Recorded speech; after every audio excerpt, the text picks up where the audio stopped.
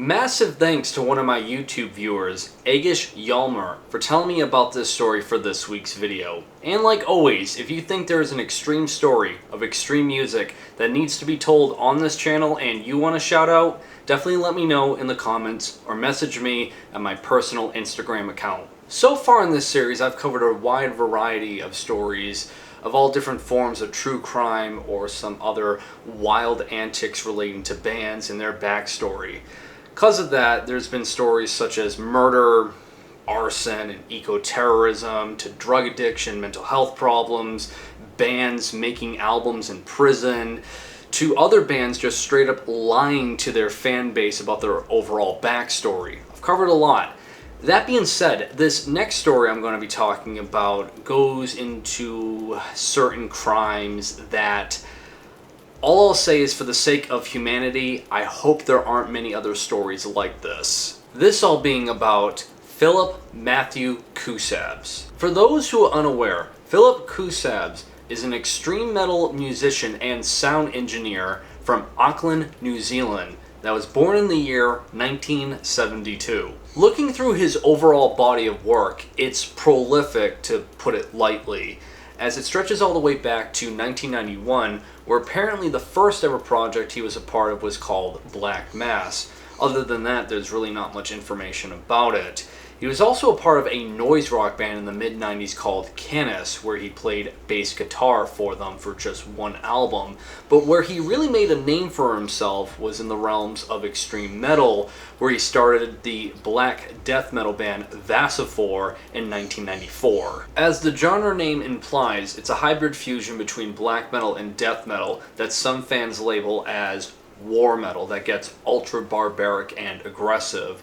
During the early years for Vasifor, they only put out one demo in the 90s, disbanded, reformed a few years later, and started putting out a handful of other demos and EPs during the mid-2000s. Not only is Vasifor making a name for themselves in the New Zealand extreme metal scene, but Philip Kousabs is starting to integrate with other different extreme metal musicians in New Zealand as well, as he filled in for bass work for bands like Grey Malkin and even Ulcerate for a few years. But what I would say is the key ingredient that led to the overall success for Philip Kousabs making a name for himself in the world of extreme metal is, not only is he a musician, but he's also a sound engineer. He knows how to mix and master albums. And one of the first ever albums that he helped produce was the first ever demo for the war metal band Diocletian. He would even become the bassist and vocalist for Diocletian for a handful of years, from 2006 and 2010, being a part of a handful of EPs and I believe 2 full-length albums as well. Around the same time where he left Diocletian, he then became the bass player for the legendary war metal band Blasphemy, doing numerous live shows for them, even some record releases of live shows that they did in Brazil he would be a part of. And I just found out about this just before making this video, but he even did live bass work for my personal favorite war metal band, Pseudogod, for a short while as well, which this totally caught me off guard. Going back to what I said earlier as to what led to all of this traffic and connections for Philip, is that he is a sound engineer. He knows how to mix and master albums. And when you look at his Metal Archive profile and go under the miscellaneous staff, it is just this massive, and I mean massive, laundry list of albums that he helped produce and mix and master, that not only was it surprising to see all of these albums, but there were quite a handful that I listened to on the regular and even own. He's produced albums for bands like Black Funeral, Drowning the Light, Concrete Winds, Holder, Neltrote, Tetragrammaticide, Negative Plane, Funeral Presence, and shockingly, even the legendary doom metal band Pagan Altar, where he did some remastering work for some of their songs. And again, this is me not even scratching the surface of his body of work when it comes to all the behind-the-scenes work of producing and mixing and mastering albums. The biggest gig he ended up getting, where he became the live bass player for the indie rock band from New Zealand called The Chills. Although The Chills never reached mainstream stardom, for indie rock standards in New Zealand they had quite a bit of success as they charted on the New Zealand and Australian billboards a handful of times. Philip Kousabs would end up being their bass guitarist for some of their live reunion shows that they did in the 2010s. He was even a part of a documentary that The Chills put out called The Chills: The Triumph and Tragedy of Martin Phillips, where you can see Phil Kousabs being interviewed in this documentary. Other noteworthy things to mention here is that during this time he was consistently touring and on the road, whether his work as a guest session musician for all the bands he was affiliated with live shows, to other bands that he was full-time doing, such as, Vasifor.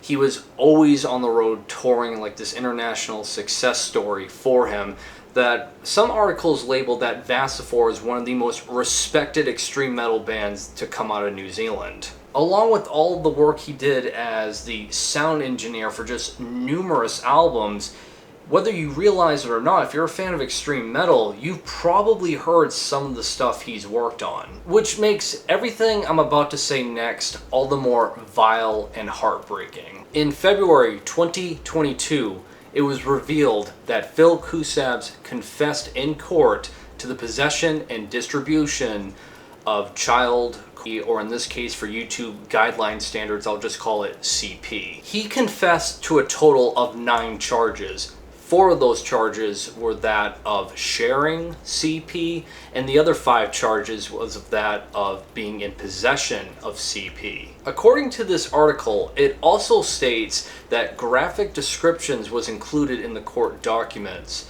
One of those descriptions being it involved children as young as 5 years old being abused. As well, when police searched Phil Kousabs' phone, they found hundreds of videos and photos of CP, even stating that 12 of them were listed as Category 5, and all it says after that is Category 5, the worst kind, which I don't need any more information. The police also asked permission of the court if they could destroy his phone and add him to the child sex offenders registry, which, I mean, after the filth they must have seen, I can't believe as to why they would get a no from them. Sadly, this story gets much worse and darker, as between the years of 2006 and 2012, not only was Phil a sound engineer for bands and music projects, but he was also a freelance sound recordist for Tumanako Productions. This being a television production company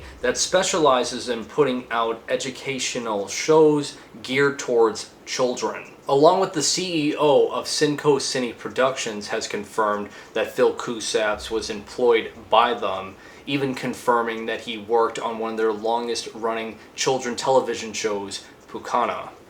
I'd like to think everyone watching this who's reasonable here can all agree that hearing and reading upon that information is just disgusting. Now, you would think after everything I've talked about to the things he has confessed, that when it comes to his punishment and sentencing, it would be pretty hefty, as just one charge of the possession of CP can land you in 10 years in prison. So what did Phil Kousabs get for his sentencing? 12 months of house arrest. The only other bits of punishment I was able to gather that he got from all these articles is that he's banned from parks and schools.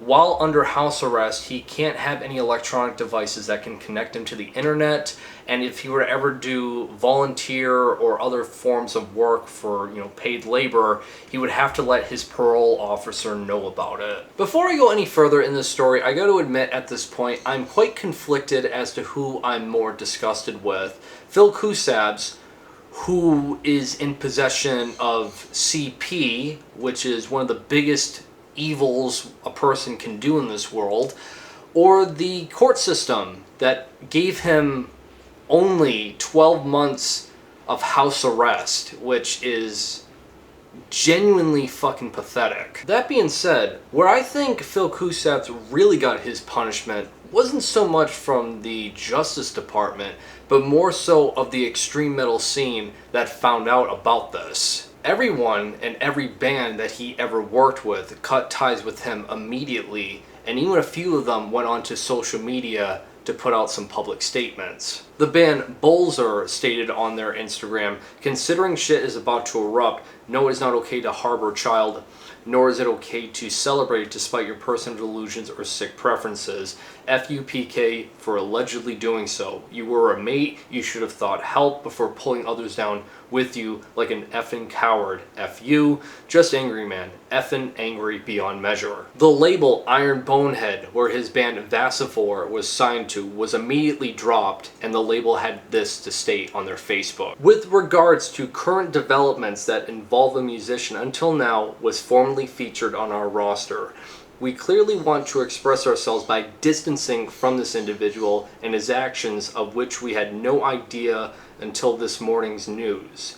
From now on, we will no longer support the individual or carry any releases, merchandise of the band." Then Blasphemy took to their Facebook and stated the following: "This hired stand-in never showed us signs of his unacceptable ways.